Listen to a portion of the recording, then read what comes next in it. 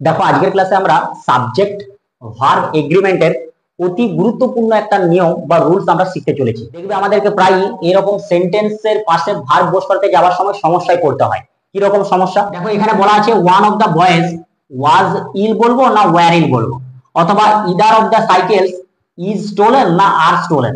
আমরা কি বস করাবো? আমরা অনেক ক্ষেত্রে যখন এই নাউন গুলোকে প্লুরাল ফর্মে দেখি আমরা ভার্বটা প্লুরাল ফর্মে বস করিয়ে দিই। আর অনেকে হয়তো না জেনে আন্দাজে যে কোনো একটা বস করিয়ে দেয়।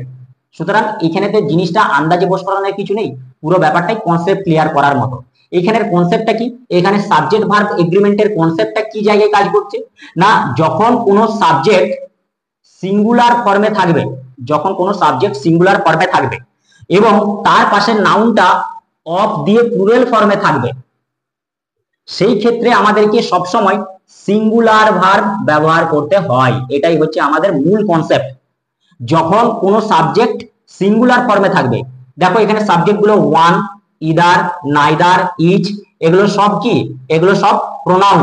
প্রোনাউন গুলো দেখো সব সিঙ্গুলারে আছে, ওয়ান, ইদার, নাইদার, ইচ, এই প্রত্যেকটা প্রোনাউন সিঙ্গুলারে রয়েছে এবং তার পাশে অফ দিয়ে নাউনটা প্লুরাল ফর্মে রয়েছে। দেখো of the boys, of the cycles, of the stories, of the girls, প্রত্যেকটি নাউন দেখো কি ফর্মে রয়েছে? প্লুরাল ফর্মে রয়েছে, অর্থাৎ বহু বচনে রয়েছে। সেই ক্ষেত্রে কিন্তু আমাদেরকে ভার্বটা যেটা তার পাশে বস করাবো সেটা সিঙ্গুলার ফর্মে বস করাবো। এই ক্ষেত্রে কিন্তু এই প্লুরাল নাউন দেখে ভার্বটা প্লুরাল বস করাবে না, তাহলে কিন্তু তুমি বিপদে পড়ে যাবে। এটা খুবই একটা গুরুত্বপূর্ণ নিয়ম। তাহলে আমরা এই ক্ষেত্রে কি বলবো? ওয়ান অফ দা বয়েজ কি বলবো? ওয়াজ ইল বলবো, এখানে আমরা ওয়্যার ইল বলবো না। এখানে শুধুমাত্র যদি দা বয়েজ থাকতো, এই ওয়ান অফ কথাটা না থাকতো, তখন আমি ওয়্যার বলতাম। কিন্তু আমার এই নাউনটার আগে, তার আগে একটা সিঙ্গুলার সাবজেক্ট রয়েছে, সেই সাবজেক্টটা হচ্ছে ওয়ান।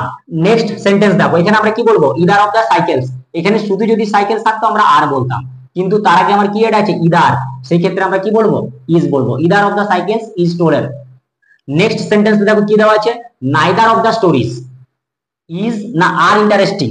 নাইদার কথাটার মানে কি? নাইদার কথার মানে কোনোটাই না, গল্পগুলির মধ্যে কোনো গল্পটি ইন্টারেস্টিং নয়, অর্থাৎ আমরা কি বলবো? Is interesting. স্টোরিজ থেকে আর বস করিয়ে দাও না। Each of the girls, each of the girls কি বলবো? হ্যাভ না হ্যাজ? আমরা জানি হ্যাভ হচ্ছে প্লুরাল ভার্ব এবং হ্যাজ হচ্ছে সিঙ্গুলার ভার্ব। আমাদেরকে বস করতে হবে কি ভার্ব? সিঙ্গুলার ভার্ব, অর্থাৎ এখানে আমরা কি বস করাবো? হ্যাজ বস করাবো। যে ইচ অফ দ্য গার্লস মানে প্রত্যেকটি বালিকাই কি করেছে? এক্সামে ফেল করেছে, অর্থাৎ আমরা কি বস করাবো? হ্যাজ বস করাবো, সিঙ্গুলার ভার্ব বস করাবো। সুতরাং আমরা কি দেখতে পেলাম? যে যদি সাবজেক্ট সিঙ্গুলার হয় এবং তার পাশে যদি অফ দিয়ে কোনো প্লুরাল নাউন বস করানো থাকে, সেই ক্ষেত্রে ভার্বটা আমার সিঙ্গুলার ভার্ব বসবে। এই কনসেপ্টটা তোমরা মাথায় রাখো, তোমাদের পরবর্তীকালে আর কোথাও ভুল হবে না।